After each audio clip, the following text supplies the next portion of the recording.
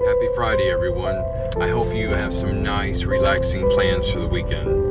I want to say thank you for the ones that shared their story last night. Sometimes we feel all alone while we're going through a separation or a divorce, like we're the only ones in the world hurting. As you can see, both husbands and wives commented last night. So many out there are hurting, scared, not knowing what to do or what's next. Will the marriage work out? Will my spouse forgive me? Are they moving on? And so many other unknowns. During this time, no matter what you are going through and no matter what the outcome may be, you have to continue to work on yourself. Is this easy? Absolutely not. You are wanting answers now. See, that's not going to happen. So use this time wisely to get the coaching or counseling that you need. Become that husband or wife you have always wanted to be. Don't give up on yourself, okay? Going back to last night's talk, one of the biggest things I want to warn you about is during a separation, your mind will go crazy. You will be thinking things that you have never thought you would think before. What are they doing? Who are they with? What are they doing with the money? Are they talking bad about me to others? Again, this absolutely does not matter. During this time, you will see the true character of your spouse. You will see if they are putting in the work or not. You will see if they have given up and just want to move on. That's why it is so very important to continue working on you. Now, why do I say all this?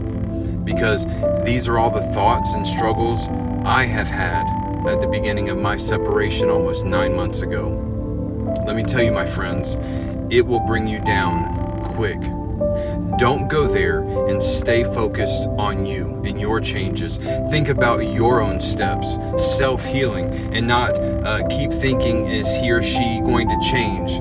As possibly being an emotional or physically abused spouse, you are hurt and broken and are in need of help. This time is for you. We get so caught up in monitoring what changes he or she is making and what help they are receiving and totally forget to work on us. Don't let this happen. So stop making it all about him or her and start focusing on you. Remember the verse that says, above all else, guard your own heart, for it is the wellspring of life. See, when we stand before God and give an account for our life someday, we are going to give an account for our steps, for what we choose to do, what our character is. And that's not a selfish thing. You can't love well if you aren't well. You may think, but if I act like I'm okay with this, it dismisses the harm of his or her behavior. It's like we're letting them off the hook. They got away with it. But the reality is they are not getting away with anything. The relationship is still broken. Just because you becoming a healthier person doesn't mean that the relationship got fixed. They still have their own work to do. And yet you have to be healthy and strong. That is your prerogative, to find your footing, to find life, to be able to have something to bring to the table. And even though it seems so simple, if they would just stop the harm, the fact is you're in this place because it is a space for you to strengthen who you are. And because it's so harmful that also it's indicating to you that there is a lot of work that you need to do to not allow yourself to be in a harmful space or not allow harm to come against you. That kind of space where not that you control the circumstances or the people, but you manage you in the middle of the circumstances and the people. And there's a responsibility there to do that from a place of health and steadfastness. Let's end here.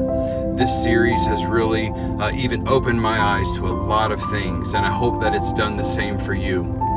Know that I am here for you to encourage you on your journey, to pray for you and your spouse and your marriage. This weekend, I ask you to just get alone with God and pray, to seek His will and find someone to walk this journey with you. Don't give up.